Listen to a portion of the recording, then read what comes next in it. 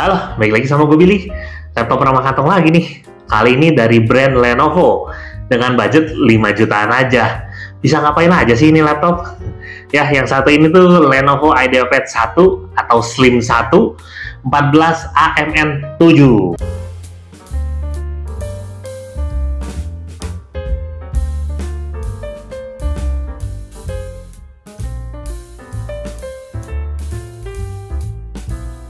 Ya, jadi sama ya kayak yang sebelumnya, gue langsung sebut aja di awal. Kalau yang satu ini tuh dia laptop yang lebih cocok buat dipakai kerja dan buat sekolah. Tapi memang dia tuh dengan memiliki kemampuan lebih aja gitu. Sama, gue pun demen sama laptop yang satu ini. Walaupun dia tuh cuma pakai prosesor refresh, which is prosesornya itu AMD Ryzen 3 7320U, tapi dia tuh udah di kelas Ryzen. Dan harganya itu loh yang ramah kantong banget menurut gua. Ya dulu kan kalau harga segituan tuh paling dapat prosesor Athlon aja gitu. Yang ini udah Ryzen cuy. Jadi laptop ini tuh menurut gue cocok banget kalau misalnya dipakai buat kerja kantoran, buat sekolahan gitu. Ya yang intinya tuh kebutuhannya itu cuman ketik-ketik atau browsing-browsing doang gitulah. Soalnya kalau kita lihat dari daya tahan baterainya itu tuh pas dites uji menggunakan YouTube Playback aja di tingkat kecerahan layar 50% gitu, dia tuh tahannya kurang lebih bisa nyampe 8 jaman. Apalagi kalau cuma dipakai browsing atau Microsoft Office doang. Pastinya menurut gue sih dia bakalan bisa tahan lebih lama lagi. Cocok kan tuh. Soalnya kan jam kerja sendiri tuh anyway ya yang umumnya tuh cuma 8 jam. So ya aman lah kalau dipakai kerja kantoran gitu. Cuman kalau misalnya dia dipakai buat online meeting, ya memang sih sedikit lebih boros aja. Jadi pas dipakai online meeting selama 30 menitan gitu, dia tuh dayanya baterainya itu turun lumayan agak banyak sampai 25%-an. Tapi walaupun demikian kalau misalnya dia sampai harus ngecas pun juga nggak masalah, karena dengan charger bawaannya yang mungil dan dia tuh cuma charger 65 watt aja. Nah buat ngecas yang satu ini tuh buat sampai 50% ya dari 15%, dia tuh cuma perlu waktu sekitar setengah jam aja. Dan kalau buat sampai full 100%-nya ya dia perlu waktu ngecasnya itu sekitar 1 jam 45 menitan aja lah. Ya so-so lah menurut gue ini udah terhitung cukup cepet juga ngecasnya. Cocok buat kerja atau sekolah itu juga ya, karena kalau misalnya lo orang udah butek sama kerjaan atau udah butek kerjain PR kayak gitu, yang satu ini tuh masih bisa diajak nge-game. Ya buat refreshing aja yang gamenya. Tapi inget, tetap kudu jaga ekspektasi juga lah. Kalau ngegame yang pakai satu ini tuh ya udah semua settingannya di rata kiri aja lah, taruh di lowest saja. Ya buat Dota 2 sendiri dia masih dapat di 20-an FPS kayak begitu. Sedangkan kalau dipakai buat CS2 masih jalan dan dapat di sekitar 20-30-an FPS. Gue sih selama ngetes CS2 ini nggak berasa ada masalah ya, enak-enak aja gitu dipakai mainnya. Dan berikutnya biasa Genshin Impact, dia masih bisa jalan juga. Dan dapat FPS-nya masih oke lah di 30-40-an FPS gitu. Nah, Valorant yang paling garang karena dia tuh FPS-nya bisa dapat dari 90 sampai 120 FPS. Gila kan? Tapi yang lihat dari live testing FPS-nya tuh cuman dapat segituan, gue juga nggak pusing buat nyobain dia benchmark game AAA ya. Ya nggak akan playable anyway, ataupun kalau bisa main pun nggak bakal nyaman.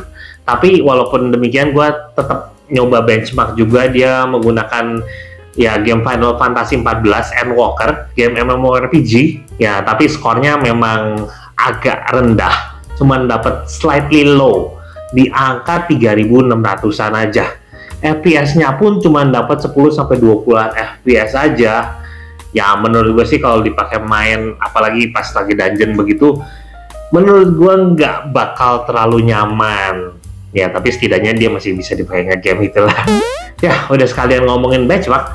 Ya udah kita langsung sekalian ngomongin benchmark Cinebench R23-nya aja. Karena yang satu ini tuh dia bisa dapat di rata-rata 3980-an. Dan itu pun hampir stabil. Nggak gede di awal doang ya. Nah, jadi hampir stabil lah. Kalau dibandingin sama Ryzen 5 atau i5, ya memang sih udah pasti kalah lah yang satu ini. Cuman kalau misalnya dia dibandingin sama i3 yang Gen 12, ya dia masih unggul sedikit lah. Buat skor 3D Mark-nya sendiri pun memang rendah. Namanya juga integrated graphic lah ya, wajar. Untuk time spy-nya sendiri, dia cuma dapat di 636 aja. Sedangkan untuk file strike-nya, dia dapat di 1629. Dan buat night rate-nya, dia dapatnya di 7568 aja. Ya, sudahlah, itu skor rendah gini hanya angka. Yang penting kan kalau misalnya dipakai nge-game, dia masih jalan, masih enak-enak aja gitu untuk beberapa game. Nah, dan kalau yang satu ini dikasih stress test juga, dia masih aman, masih lewat dengan skor 99,5%. Jadi ya laptop ini aja yang kalau mau dibikin stres ya, jangan pasangan lo. Ya buat RAM bawaannya sendiri tuh dia udah dikasih langsung dual channel LPDDR5 8GB yang udah nempel, kagak bisa di-upgrade lagi. Ya jujurnya sih RAM segini menurut gua di zaman sekarang itu dia tuh agak mepet. Karena ya Windows 11 sendiri nih, kalau kita baru nyalain laptopnya aja, belum buka aplikasi personal apapun, RAM-nya sendiri itu udah kepake sekitar 60%-an. Ya, jadi memang agak pas-pasan lah menurut gua. Dan buat storage-nya sendiri, dia tuh pakai M.2 NVMe, ukurannya tuh ukuran sedang. Kalau mau di-upgrade ke ukuran normal di 2280 pun sebenarnya dari penampakannya ini tuh masih memungkinkan, yang masih bisa. Cuman ya kagak ada slot ekstra aja, which is kalian kalau mau upgrade ya berarti ganti yang bawaannya ini. Ya anyway, yang NVMe bawaannya sendiri juga kapasitasnya cuma 256 GB. Dan which is sebenarnya masih cukup sih 256 GB itu kalau buat dipakai kerja kantoran doang mah. Buat dokumen-dokumen doang ya itu masih cukup. Ya buat entertainment memang agak mepet. Apalagi buat ngegame ya, habis tuh storage-nya. Nah, dan di tahun 2023 ini untuk speed storage-nya sendiri, speed M.2 NVMe ini menurut gue dia agak kurang cepet. Ya karena pas gue tes run 4 kali nih menggunakan Crystal Disk Mark, read-nya tuh cuma dapat di 1760-an aja. Sedangkan write-nya dia di 1300-an aja. Ya kan zaman sekarang tuh kayaknya speed-nya minimal udah ya yang umum ya rata-rata udah 3000-an lah gitu.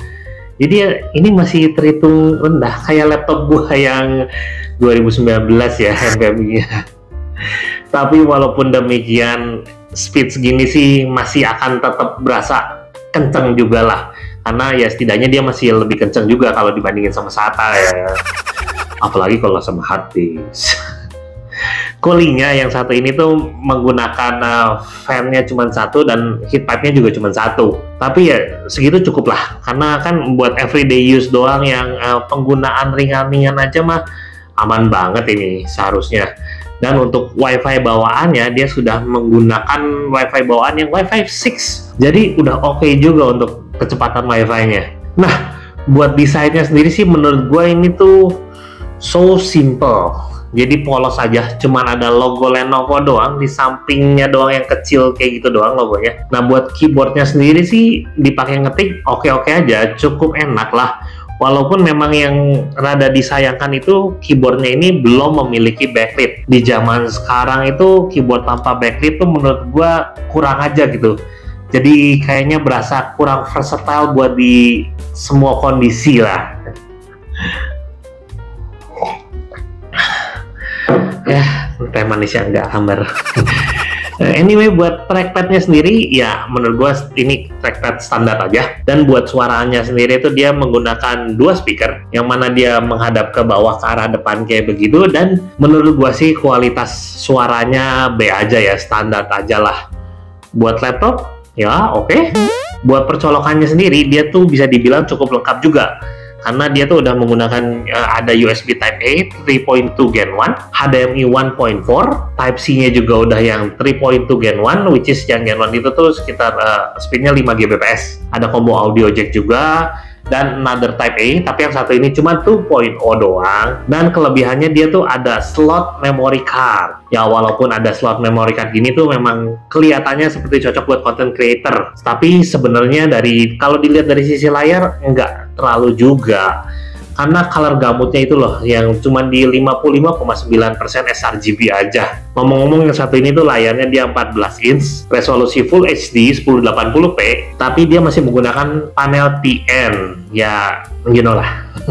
Walaupun kurang cocok buat content creator, tapi tetap juga kita tes ngerender di sini.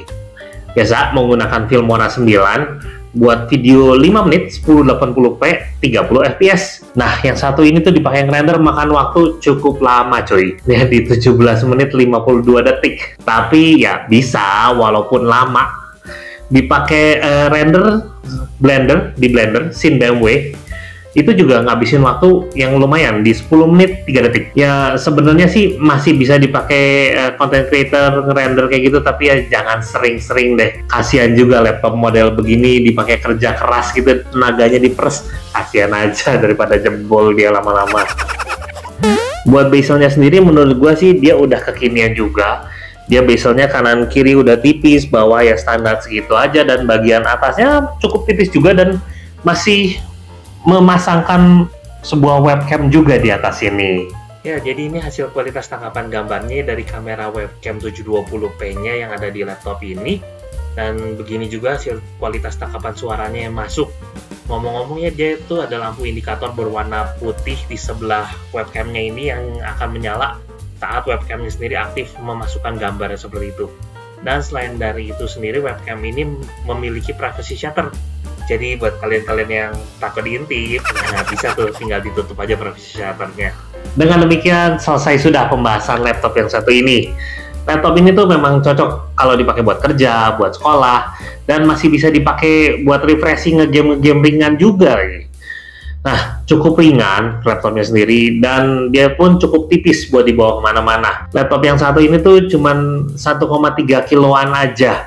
Dan buat chargernya sendiri dia cuma di 270 graman aja. Cocok kan tuh buat dibawa-bawa jalan misalnya ke kantor, kafe, atau rumah tetangga. Ups. Tapi kalau kalian tertarik sama laptop yang satu ini, tentunya ada catatan juga yang buat jadi pertimbangan kalian, which is yang pertama itu ada di layarnya yang masih menggunakan panel TN, dan keyboardnya sendiri yang walaupun nyaman dipakai ngetik tapi tidak memiliki backlit di zaman sekarang memang ketinggalan juga ya.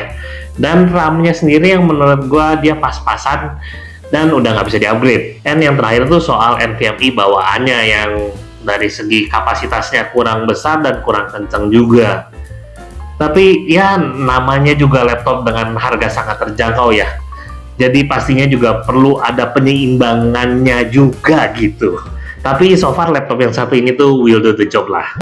So, jadi sekian dulu review singkat dari Gika buat laptop Lenovo IdeaPad 1 14AM-N7 yang satu ini. Kalau review ini berguna buat kalian, boleh tolong kasih like. Untuk dukungannya tolong di subscribe, dan untuk saran dan komentar boleh tolong tulis di kolom komentar bawah ya. Dengan gue Billy, sampai ketemu di video berikutnya. Bye bye, ciao.